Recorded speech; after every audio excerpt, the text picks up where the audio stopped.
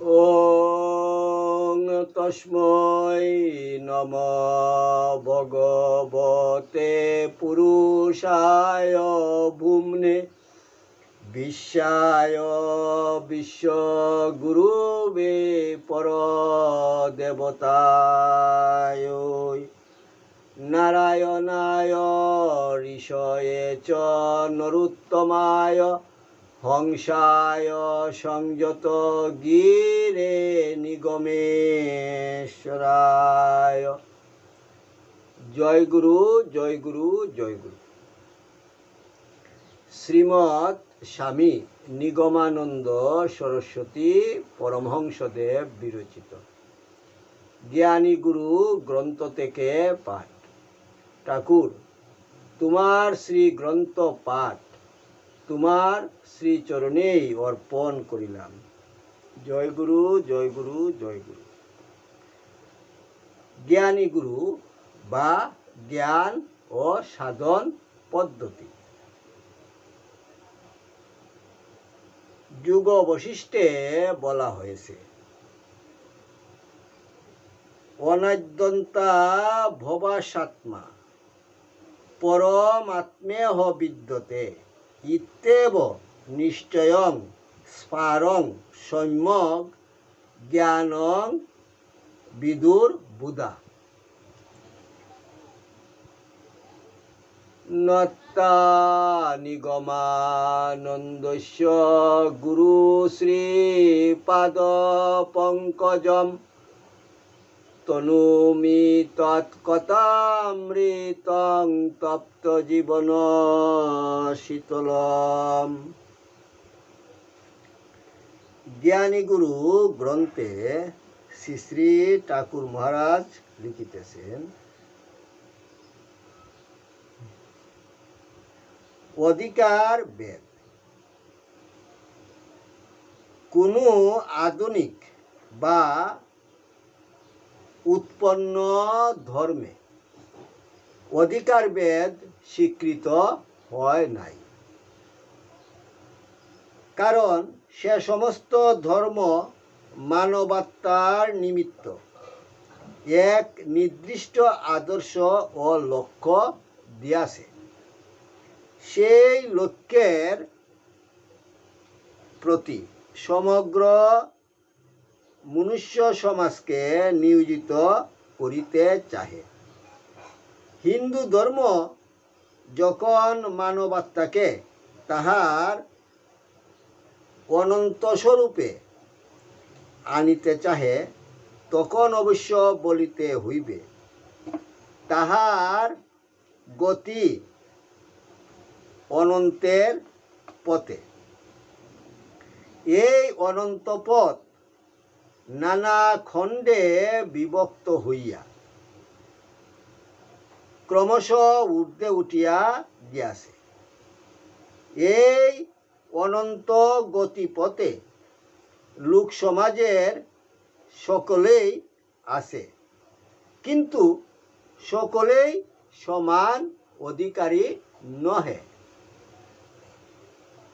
পূর্ণ যুবক যে উপায়ে আহার্য গ্রহণ করিতে পারে, শিশু তাহা পারে না। যুবক কঠিনতর পদার্থ চর্বণ করিয়া ভক্ষণ করিতে পারে, শিশুকে তরল দুগ্ধ তুলার দ্বারা ধীরে ধীরে খাওয়াইতে হয়। আবার একজন জ্ঞানীর সহিত অজ্ঞানীর আকাশ পাতাল সম্পর্ক। তেমনি একজন বুদ্ধিমানের সহিত একজন নির্বুধেরও বিস্তর প্রভেদ। যে ধর্ম বিষয়ে সম্পূর্ণ অজ্ঞ, সে যাহাতে ধর্ম বলিয়া একটা কিছু আছে এমন সংস্কার লাভ করিতে পারে, সেই কার্য করা কর্তব্য। তাই হিন্দু বালিকা কোমল হৃদয়ে ধর্মবীজ রোপণের জন্য ধর্ম আছে, কেবল তাহাই বুঝিবার জন্য জমপুকুর, পুণ্যিপুকুর, গোলক, ধনগোসান প্রভৃতি ব্রত করে। যুবতী কর্মফলে জীবনে ধর্মবৃদ্ধি করিবার জন্য দুর্বা অষ্টমী, অন্নদান, অনন্ত চতুর্দশী প্রভৃতি ব্রতে নিযুক্ত হয়।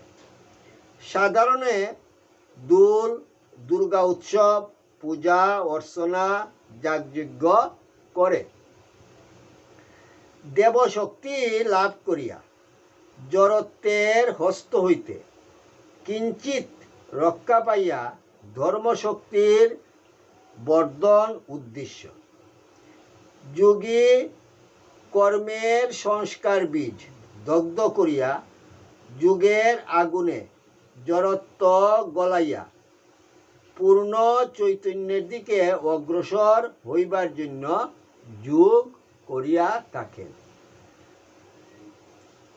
এইরূপে জগতে যত প্রকার ধর্ম সাধনার পথই দেখিবে, সমস্তই অধিকার বেদে, অবস্থা বেদে কিঞ্চিত অগ্রসর হইবার জন্য। কোনো ধর্মপতি নিরর্থক নহে, সকলেই পূর্ণ ধর্মলাভের জন্য অগ্রসর হইতেছে।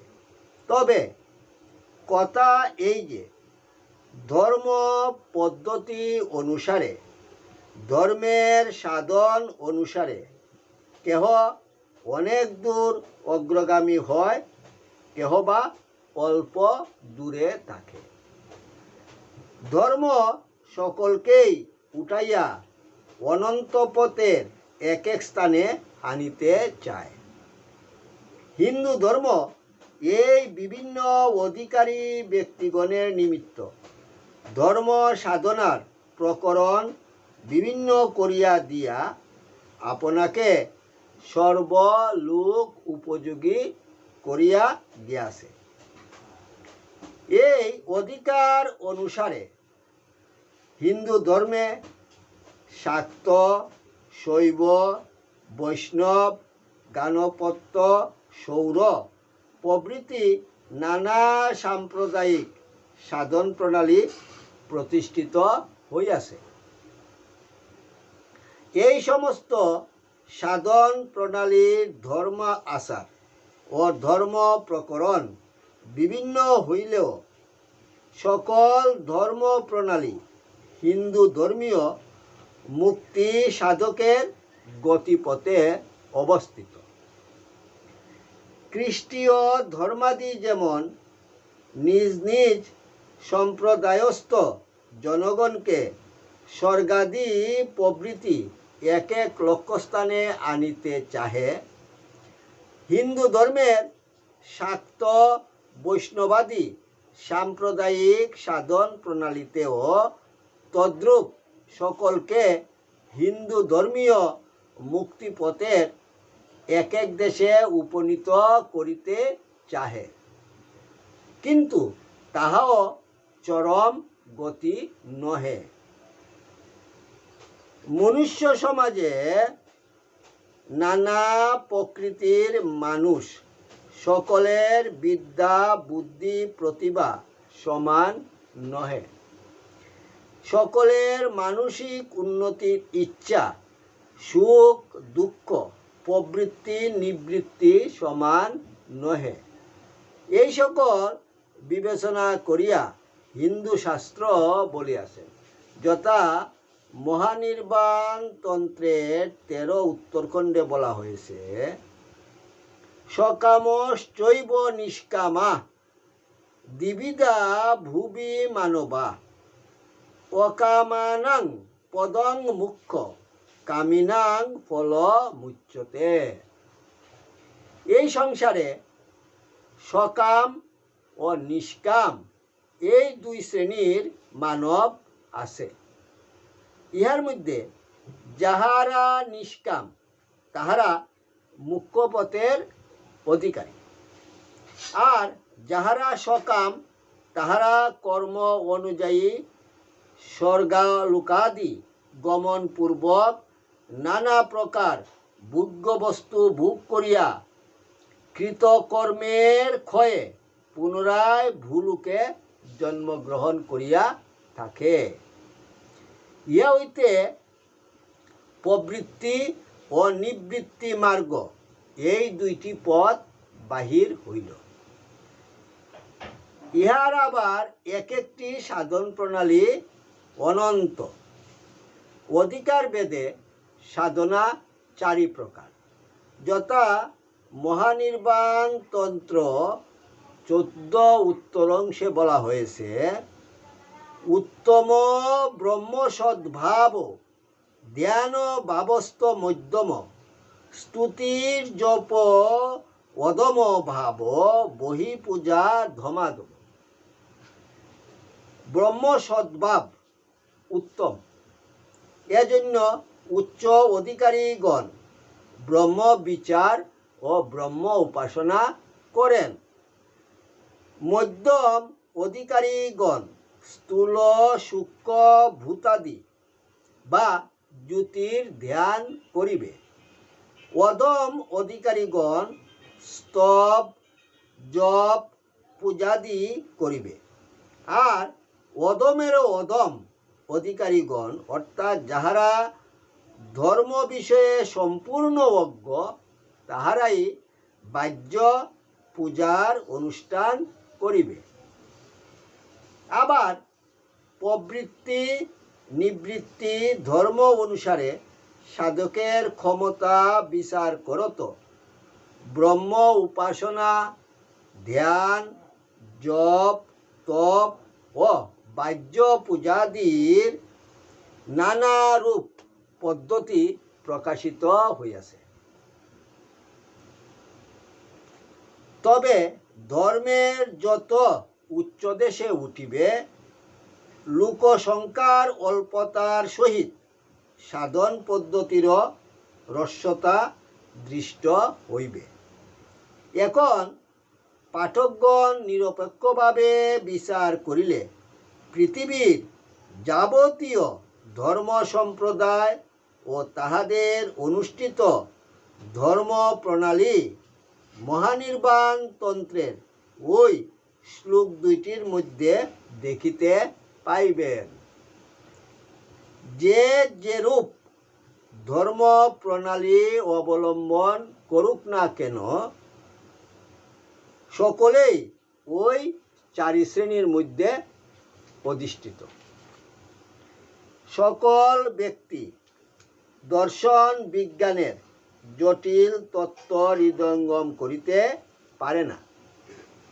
যাহার যেরূপ শিক্ষা আছে সে অবশ্য তাহা বুঝিতে পারিবে। অর্ধশিক্ষিত বা অল্প শিক্ষিত জনগণকে অগ্রে দর্শন বিজ্ঞান বুঝিবার উপযোগী শিক্ষা লাভ করিতে হইবে। পরে দার্শনিক তত্ত্ব আলোচনা করিতে হয়। আর অশিক্ষিত ব্যক্তি বর্ণ পরিচয় করিয়া কর খল হইতে সুবোধ নীতিপাঠ সাহিত্য ব্যাকরণ কাব্যাদি ক্রমে পাঠ করত, তবে দর্শন বিজ্ঞানে পাঠে সক্ষম হইতে পারে। হিন্দু ধর্ম শিক্ষকগণ যাহার যেরূপ জ্ঞান আছে বুঝিয়া তাহাকে সেই স্থান হইতে আরম্ভ করাইয়া ক্রমে উচ্চস্তরে আনয়ন করেন।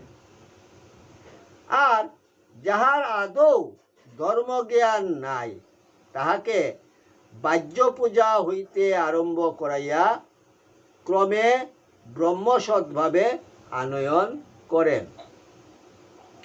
তাই হিন্দু ধর্মের স্তর ও অধিকার ভেদে অসংখ্য ধর্মপ্রণালী দৃষ্টিগোচর হয়। সাধারণ জনগণকে প্রথম হইতে কিরূপ ধর্মসাধনায় নিযুক্ত করিয়া ক্রমশ উচ্চ স্তরে উঠাইতে হয় এবং এক এক স্তরের সাধনায় কি শিক্ষা হয় তাহা চৈতন্য চরিতামৃত গ্রন্থ হইতে দেখাইতেছে। ধর্মজগতের শ্রেষ্ঠ মহাজন কবিরাজ গোস্বামী তাহার চৈতন্য চরিতামৃত গ্রন্থে মহাপ্রভু চৈতন্যদেব ও মহাত্মা রামানন্দ রায়ের কথোপকথনে এই তত্ত্ব পরিস্পুষ্ট রূপে প্রকাশ করিয়াছেন। প্রভু কহে কর কিছু সাধ্যের নির্ণয়, রায় কহে স্বধর্ম আচরণ কৃষ্ণ ভক্তি হয়। যাহার জন্য সাধনা তাহাই সাধ্য। চৈতন্যদেব সাধ্য বিষয় জিজ্ঞাসা করিলেন। কোন সাধকের কিরূপ সাধ্য তাহা নিশ্চয় করিয়া বলিতে বলিলেন না। তখন রামানন্দ রায় কাজেই ভক্তিহীন সংসার জাল জড়িত মানবের প্রথম হইতেই সাধ্য নির্ণয় করিলেন। কাজেই তাহাকে বলিতে হইল স্বধর্ম আচরণে কৃষ্ণ ভক্তি হয়। আপন আপন বর্ণ আশ্রম অনুচিত কুল ধর্মই স্বধর্ম। ভগবত ভক্তিহীন পাষাণ প্রাণে ধর্মবীজ রোপণের উপায়স্বরূপ স্বধর্ম আচরণ নির্দেশ করিয়াছেন।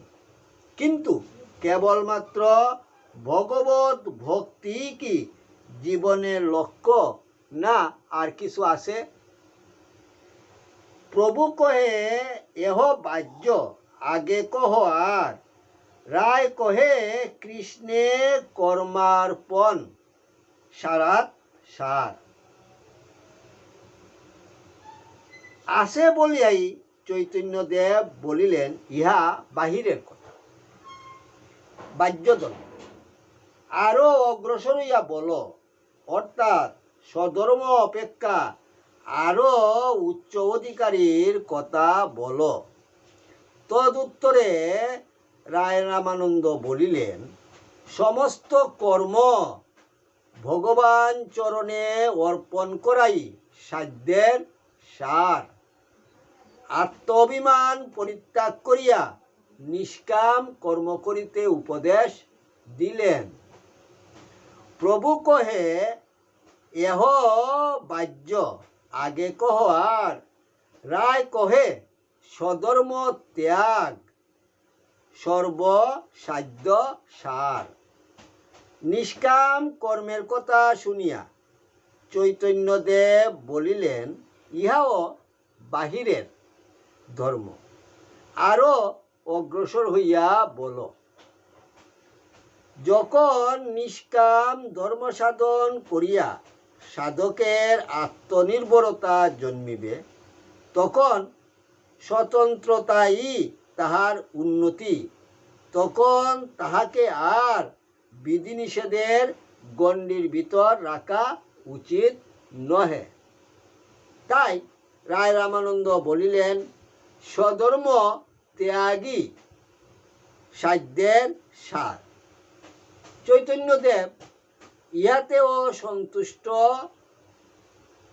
না হইয়া বলিলেন প্রভু কহে এহ বাহ্য আগে কহ আর, রায় কহে জ্ঞান মিশ্রা ভক্তি সাধ্য সার। জ্ঞান মিশ্রা ভক্তির কথা শুনিয়া প্রভু কহে এহ বাহ্য আগে কহ আর, রায় কহে জ্ঞান শূন্য ভক্তি সাধ্য সার। রামানন্দের এই কথা শুনিয়া চৈতন্যদেব বুঝিলেন ইহা উত্তম সাধ্য। তাই বলিলেন, প্রভু কহে এহ হয়, আগে কহ আর। রায় কহে প্রেম ভক্তি সর্বসাধ্য সার। চৈতন্যদেব এতক্ষণ এহ বাহ্য বলিতেছিলেন, কিন্তু এইবার বলিলেন এহ হয়, তবে ইহা শেষ নহে। আরও অগ্রসর হইয়া বল। চৈতন্যদেব কর্তৃক এইরূপ জিজ্ঞাসিত হইয়া রায় রামানন্দ ঐশী ভক্তির কত উচ্চ উচ্চ স্তরের মধুর লীলা প্রকাশ করিলেন। কেহ যেন এইগুলোকে বৈষ্ণবী হেয়ালি মনে করিয়া নিজের স্বচ্ছ সরল নাসাটি কুঞ্চিত করিবেন না। ইহার প্রত্যেক কথা দর্শন বিজ্ঞানের সুদৃঢ় ভিত্তিভূমির উপর সংস্থাপিত। আগে হিন্দুর তন্ত্র, পুরাণ, স্মৃতি, শ্রুতি, দর্শন, উপনিষদ পাঠ করুন। তৎপর ওই দূর কৌপিনধারী নেড়ানেড়ির হেয়ালি পাঠ করিতে প্রয়াস করিবেন। এই ভাবের ভাবুক ভিন্ন অন্যের সে তত্ত্ব বোধগম্য হইবে না। রায় রামানন্দ কথিত স্বধর্ম, নিষ্কাম ধর্ম, স্বধর্ম ত্যাগ, জ্ঞান মিশ্রা ভক্তি, জ্ঞান শূন্যা ভক্তি ও প্রেম ভক্তি প্রভৃতি এক একটি ধর্ম প্রণালী সাধনার জন্য অধিকার বেদ স্বীকৃত হইয়াছে। যাহার যাহাতে অধিকার, তিনি তদ অনুরূপ সাধনায় অনুষ্ঠান করিবেন। অশিক্ষিত ব্যক্তি দর্শন বিজ্ঞান পাঠ করিতে প্রবৃত্ত হইলে যেমন কিছুতেই তাহার পাঠে মনোসংযোগ হয় না, বরং বিরক্ত হইয়া সে ওই তত্ত্বের চর্চা ত্যাগ করে, তদ্রূপ স্থূল বুদ্ধি ব্যক্তিগণ অতি সূক্ষ্ম এই ব্রহ্মতত্ত্ব কিছুতেই ধারণা করিতে সক্ষম হয় না, অধিকন্তু বিরক্ত হইয়া পড়ে। এই কারণেই হিন্দু ধর্ম বলিতেছেন, যথা শ্রীমদ্ ভগবদ্গীতার 3য় অধ্যায়ের 26তম শ্লোকে শ্রী ভগবান বলিতেছেন, ন বুদ্ধি ভেদং জনয়েদ জ্ঞানং কর্ম সঙ্গিনাম। কর্মীগণের মধ্যে যাহারা নিতান্ত অজ্ঞান, তাহাদের বুদ্ধিভেদ জন্মাইবে না। এই সকল বিবেচনায় অধিকার ভেদে ধর্ম প্রণালী উপদেশ দিবার ব্যবস্থা হিন্দু শাস্ত্রে দৃষ্ট হয়। হিন্দু ধর্মে লোকের জ্ঞান ও রুচি অনুসারে সাধন প্রণালীর সংগঠন হইয়াছে। তাহাতে বিবিধ সাম্প্রদায়িক উপাসনা প্রণালীর সৃষ্টি হইয়াছে।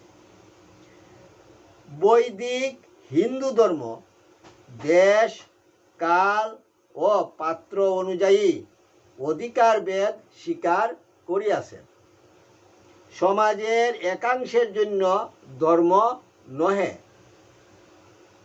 তাই হিন্দু ধর্ম উচ্চ নিচ ও মধ্যম অধিকারী ভেদে নানাবিধ সাধন প্রণালীর সৃষ্টি করিয়াছেন, কিন্তু তাহাদের উদ্দেশ্য একই, কেবল প্রকরণ ভিন্ন মাত্র। এজন্যই সেই ধর্মে প্রবৃত্তি নিবৃত্তি ভেদে আদৌ দ্বিবিধ সাধন পথ দেখিতে পাওয়া যায়। উচ্চ অধিকারীর জন্য নিবৃত্তি পথ ও নিষ্কাম ধর্ম, নিম্ন অধিকারীর জন্য প্রবৃত্তি পথের বিস্তারিত মহাকাম্য ক্ষেত্র। অসংখ্য মানুষের কাম কামনা অসংখ্য প্রকার, তাই হিন্দুর প্রবৃত্তি পথের সাধন প্রণালীও অসংখ্য প্রকার। এই অধিকার ভেদে সর্বপ্রকার জনগণের জন্য ধর্ম প্রণালী প্রকাশিত হওয়ায় হিন্দু ধর্মের মূল দেশ অতি প্রকাণ্ড হইয়াছে। খ্রিস্টীয় মোহাম্মদীয় প্রভৃতি কাম্য ধর্ম ও তাহাদের সাধন প্রণালী হিন্দু ধর্মের এই বিশাল স্তরের এক দেশে পড়িয়া রহিয়াছে। হিন্দু ধর্ম প্রণালীতে প্রথমে পশুত্ব হইতে মুক্তি লাভ করিয়া মনুষ্যত্বে যাওয়া, তৎপর মনুষ্য হইতে মুক্ত হইয়া দেবত্ব লাভ করা এবং সর্বশেষ দেবত্ব হইতে ব্রহ্মত্ব লাভ করাই পরম মুখ্য পথ। আমাদের সাম্প্রদায়িক ধর্ম প্রণালী কেবল দেবত্ব পর্যন্ত উঠিয়াছে। বিচার করিলে বিজাতীয় অন্যান্য ধর্ম প্রণালীর সীমাও এই পর্যন্ত। অতএব হিন্দু ধর্মের এই বিশাল স্তরে অবস্থিতি করিয়া কর্মের সুশীতল ছায়ায় সকলেই তৃপ্ত হইতেছে। জয় গুরু, জয় গুরু, জয় গুরু। ওং যদস্করং পরিভ্রষ্টং মাত্রাহীনঞ্চ যদ ভবেৎ তৎসর্বং কর্মতাং দেব প্রসিদ পরমেশ্বর।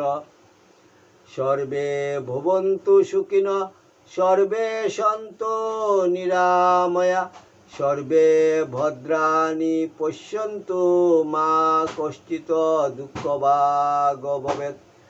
ওং শান্তি শান্তি শান্তি। হরি ওম তৎসৎ।